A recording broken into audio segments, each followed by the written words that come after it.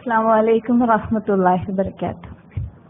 ഇന്നത്തെ ടോപ്പിക് അർദ്ധനഗ്നതയിൽ നിന്ന് ഹിജാബിന്റെ സ്വാതന്ത്ര്യത്തിലേക്ക്. അതിലിപ്പോ ഞാൻ നിങ്ങളുടെ മുന്നിൽ നിൽക്കുന്നത് ഇസ്ലാമിലേക്ക് 3 വർഷങ്ങൾക്ക് മുൻപ് ഇതേപോലെ കടന്നു വന്നു എന്ന കാരണം കൊണ്ടാണ്. എന്റെ ക്വാളിഫിക്കേഷൻ നിങ്ങളുടെ മുന്നിൽ ഇപ്പൊ വന്ന് നിൽക്കാനുള്ള എന്റെ ക്വാളിഫിക്കേഷൻ അതാണ്.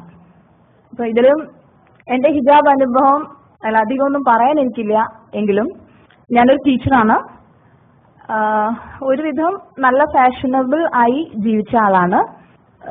ഏത് വസ്ത്രം തെരഞ്ഞെടുക്കുമ്പോഴും ആദ്യം മനസ്സിലെത്തുക മാഗസിനുകളിലും ടിവിയിലും ഒക്കെ കാണുന്ന ഒരു മോഡലിന്റെ മുഖം, അവരുടെ ശരീര വടിവും. ഇതാണ് നമ്മളുടെ മനസ്സിലുള്ള ഒരു ചിത്രം.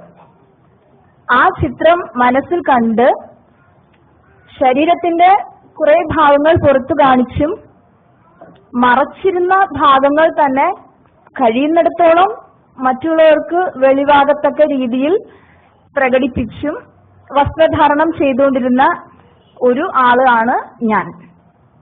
ആ ഒരു ജീവിതം അങ്ങനെ മുന്നോട്ട് കൊണ്ടുപോകുമ്പോഴാണ് പടച്ചവന്റെ കാരുണ്യം കൊണ്ട് ഇസ്ലാം എന്ന സത്യത്തെ മനസ്സിലാക്കാൻ സാധിച്ചത്. ഈ വസ്ത്രം നമുക്കൊരുപാട് സ്വാതന്ത്ര്യം തരുന്നുണ്ടോ, സമൂഹത്തിൽ ഇറങ്ങി പ്രവർത്തിക്കാൻ കഴിയും എന്നതുകൊണ്ടോ അല്ല. ഞാൻ ഈ ഹിജാബ് ധരിക്കുന്നത് പൂർണ്ണമായും അള്ളാഹുവിന്റെ അനുഗ്രഹം പ്രതീക്ഷ മാത്രമാണെന്ന് ആദ്യമേ നിങ്ങളോട് പറഞ്ഞുകൊള്ളട്ടെ. അത് തന്നെയാണ് ഉദ്ദേശം. മരിച്ചാൽ സ്വർഗം കിട്ടണം എന്ന ഒരൊറ്റ ഉദ്ദേശമാണ് ഈ വസ്ത്രം ധരിക്കുന്നതിന് പിന്നിൽ എനിക്കുള്ളത്. ഞാൻ ഇസ്ലാം സ്വീകരിച്ചു. എത്രയോ സമയം എന്റെ വസ്ത്രം ഡിസൈൻ ചെയ്യുന്നതിലും അതിനെപ്പറ്റി ചിന്തിക്കുന്നതിലും ചെലവഴിച്ചുകൊണ്ടിരുന്ന ഞാൻ ഇസ്ലാം അക്സെപ്റ്റ് ചെയ്യുമ്പോൾ ഇവിടെ മുമ്പ് പറഞ്ഞതുപോലെ തന്നെ ഹെഡ് കവർ ചെയ്യുന്നതിനെ പറ്റി നമുക്ക് ആലോചിക്കാൻ പറ്റാത്തൊരു കാര്യം തന്നെയാണ്. അന്നും ഇസ്ലാം ഞാൻ മനസ്സിലാക്കി, ഇതാണ് സത്യം എന്ന് മനസ്സിലാക്കി. ഞാനൊരു ഹിന്ദു നായർ ഫാമിലിയിലാണ് ജനിച്ചത്. എന്റെ മതം ഒരുപാട് പഠിക്കാൻ ശ്രമിച്ചിട്ടുണ്ട് ഞാന്.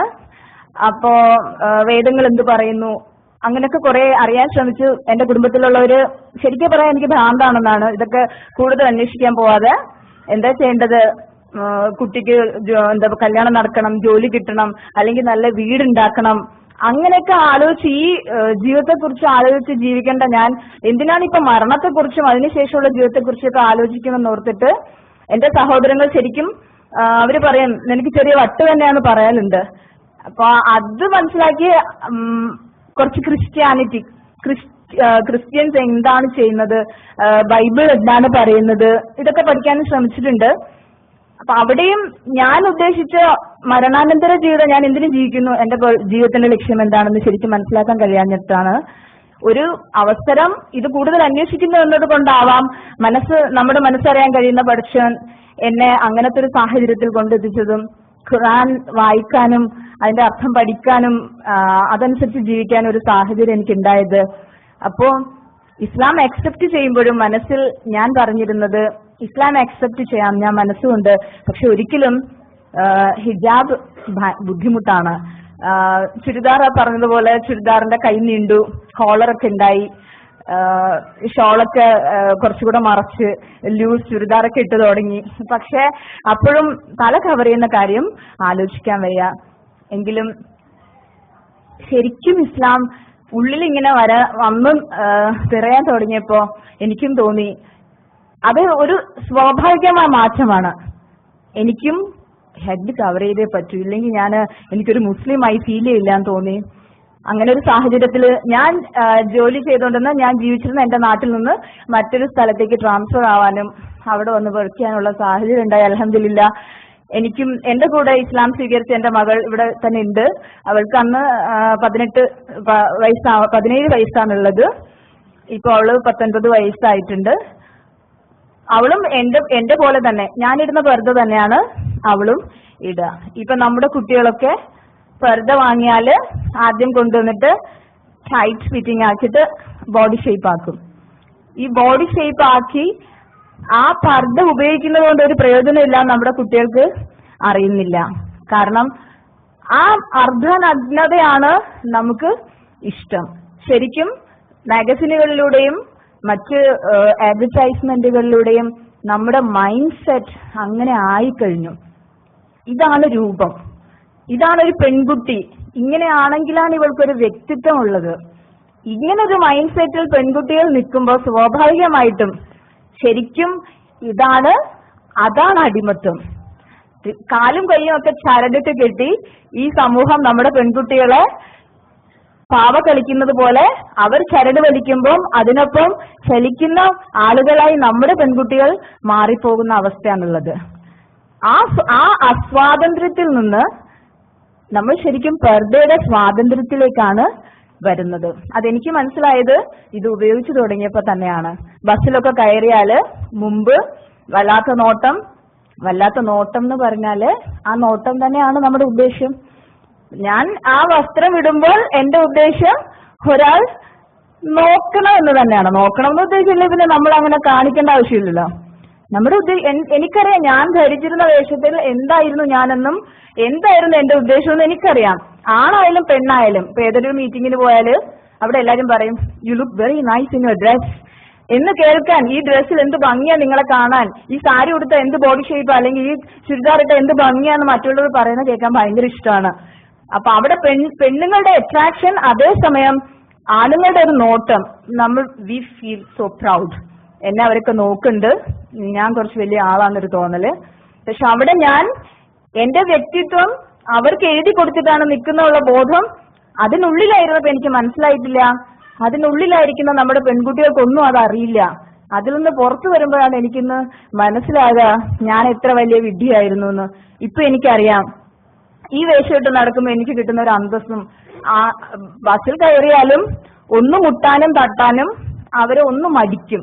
കൂടുതലായിട്ട് കമന്റ്സോ അല്ലെങ്കിൽ അങ്ങനത്തെ രീതിക്കുള്ള സംസാരമൊന്നും ആരുടെ ഭാഗത്തുനിന്നും ഉണ്ടാവില്ല.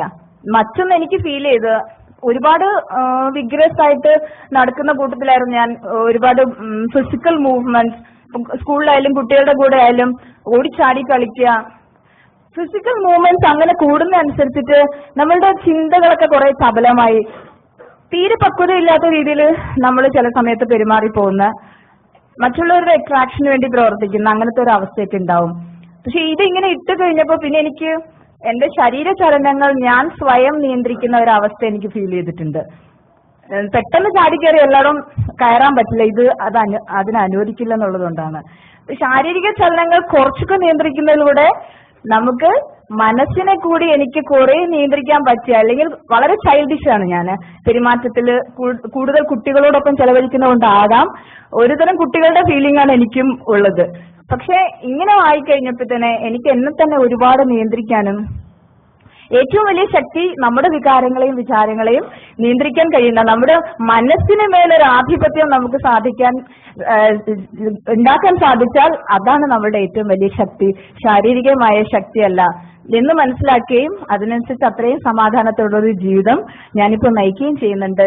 ഇത് ശരിക്കും വല്ലാത്ത സ്വാതന്ത്ര്യമാണ്. കാരണം നമുക്കറിയാം ബൗണ്ടറീസ് എവിടെയാണ്, ലിമിറ്റ്സ് അറിയാതെ കളിക്കുന്ന കളിയും ലിമിറ്റ്സ് അറിഞ്ഞു കളിക്കുന്ന കളിയും തമ്മിൽ വ്യത്യാസമുണ്ട്. നമുക്ക് പരിധിക്കുള്ളിൽ നിന്ന് നല്ല കളി കളിക്കാൻ പറ്റും, വളരെ സ്വാതന്ത്ര്യത്തോടെ പെരുമാറാൻ കഴിയും. പക്ഷെ ഈ ലിമിറ്റ്സ് അറിയാതെ പെരുമാറുമ്പോൾ എങ്ങോട്ടാ പോകുന്നത്, എന്തൊക്കെയാവുന്നത് നമുക്ക് അറിയാൻ കഴിയില്ല. പിന്നെ നമ്മുടെ പെൺകുട്ടികൾ, ഇപ്പൊ എന്റെ മോള് ഇസ്ലാം സ്വീകരിച്ച് അവളും ഏകദേശം എന്റെ പോലത്തെ തന്നെയാണ് ചുരിദാർ ഡ്രസ് ഉപയോഗിക്കുക, ഈ പർദ്ദ ഉപയോഗിക്കുക, ഒരിക്കലും അങ്ങനെ ബോഡി ഷേപ്പ് ഒന്നും ആക്കില്ല.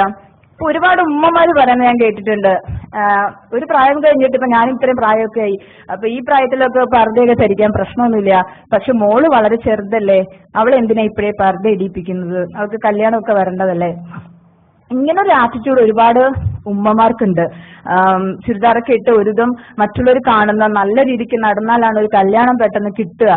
നിങ്ങൾ ആലോചിച്ച് നോക്ക്, പർദ്ദ ഇടാതെ സ്വന്തം ശരീരം പുറത്ത് കാണിച്ച് നടക്കുന്ന ഒരു പെൺകുട്ടിയെ കല്യാണം കഴിക്കാൻ ആഗ്രഹിക്കുന്ന ഒരു ആൺകുട്ടിയുടെ മാനസികാവസ്ഥ എന്തായിരിക്കും? അവൻ സ്വന്തം ഭാര്യയുടെ ശരീര അവയവങ്ങൾ മറ്റുള്ളവർ കാണണം എന്ന് ആഗ്രഹിക്കുന്നുണ്ടെങ്കിൽ ആ ആൺകുട്ടി എങ്ങനെയുള്ള ആൺകുട്ടി ആയിരിക്കും? അവൻ ശരിയായ മുസ്ലിം ആണോ? അപ്പൊ ശരിയായ മുസ്ലിം അല്ലാത്ത ഒരുത്തന് തന്റെ പെൺകുട്ടികളെ കല്യാണം കഴിപ്പിച്ചു കൊടുക്കണം എന്തുകൊണ്ടാണ് ഉമ്മമാർ ആഗ്രഹിക്കുന്നത് എന്ന് ഞാൻ വല്ലാതെ സംശയിച്ചു പോകുന്നുണ്ട്.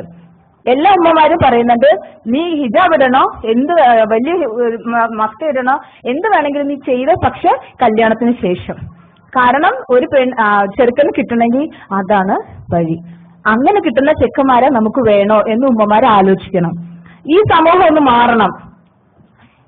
നല്ല ഒരു പെൺകുട്ടി എനിക്ക് കിട്ടണമെങ്കിൽ ഞാൻ ശരിയായ മുസ്ലിമായി ജീവിക്കണം എന്ന ബോധം നമ്മുടെ ആൺകുട്ടികൾക്ക് ഉണ്ടാവണം.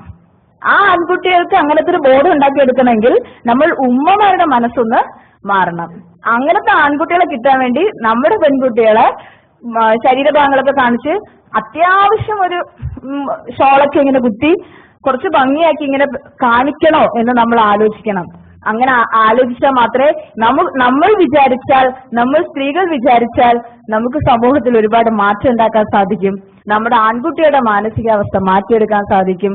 ഹിജാബിട്ട് നല്ല പർദ്ദയിട്ട് ശരിയായ മുസ്ലിമായി ജീവിക്കാൻ നിങ്ങളുടെ മക്കളെ പ്രേരിപ്പിക്കുക. നമ്മുടെ സഹോദരിമാരെല്ലാം അങ്ങനെ ആവുക. നേരത്തെ മാഡം പറഞ്ഞതുപോലെ പള്ളിയിലേക്ക് ഒരു വേഷവും കല്യാണത്തിന് വേറൊരു വേഷവും ഉണ്ടാകാതെ ഇരിക്കാൻ നമ്മളാണ് ശ്രദ്ധിക്കേണ്ടത്. ആദ്യം നമ്മൾ അങ്ങനെ ചെയ്യാതിരിക്കുക. നമ്മുടെ പെൺകുട്ടികളെ നല്ല മുസ്ലിം വേഷത്തിൽ പുറത്തിറക്കുക. അത് കണ്ടിട്ട് കല്യാണം കഴിക്കാൻ വരുന്ന ആൺകുട്ടികൾക്ക് നമ്മുടെ പെൺകുട്ടികളെ കല്യാണം കഴിച്ചു കൊടുക്കുക. അപ്പൊ സമൂഹം സ്വാഭാവികമായും അവരുടെ ആറ്റിറ്റ്യൂഡ് മാറും. ആറ്റിറ്റ്യൂഡ് മാറാൻ വേണ്ടി നമുക്കെല്ലാം പഠിച്ചുകൊണ്ട് പ്രാർത്ഥിക്കാം. ഇൻഷാ അല്ലാഹ് ഇന്ന് ഇവിടെ ഈ സാഹചര്യത്തിൽ നിങ്ങളോട് സംസാരിക്കാൻ സാധിച്ചതിൽ എനിക്ക് ഒരുപാട് സന്തോഷമുണ്ട്. ഞാൻ നിങ്ങളുടെ മുന്നിൽ ശരിക്കും സംസാരിക്കാനല്ല ഉദ്ദേശിച്ചത്, ശരിക്കും ഒരു സാക്ഷിയായി നിങ്ങളുടെ മുന്നിൽ നിൽക്കാൻ വേണ്ടിയാണ്. ഇസ്ലാം എന്താണെന്ന് മനസ്സിലാക്കി അത് ജീവിതത്തിൽ നടപ്പിലാക്കി അതിന്റെ പൂർണ്ണ സമാധാനം അനുഭവിച്ച് ഏറ്റവും സന്തോഷത്തോടു കൂടി മരിച്ചാൽ സ്വർഗത്തിലെത്താൻ അതിന്റെ മാക്സിമം ഒരു പൂർണ്ണമായ ഒരു മുസ്ലിമായി ജീവിക്കാൻ സാധിക്കുന്നൊന്നും ഞാൻ പറയുന്നില്ല. ഓരോ ദിവസവും അതിനുവേണ്ടി ശ്രമം നടത്തിക്കൊണ്ടിരിക്കുകയാണ് ഞങ്ങള്. അതിനുവേണ്ടി നിങ്ങളും ഞങ്ങൾക്ക് വേണ്ടി ദുആ ചെയ്യുക.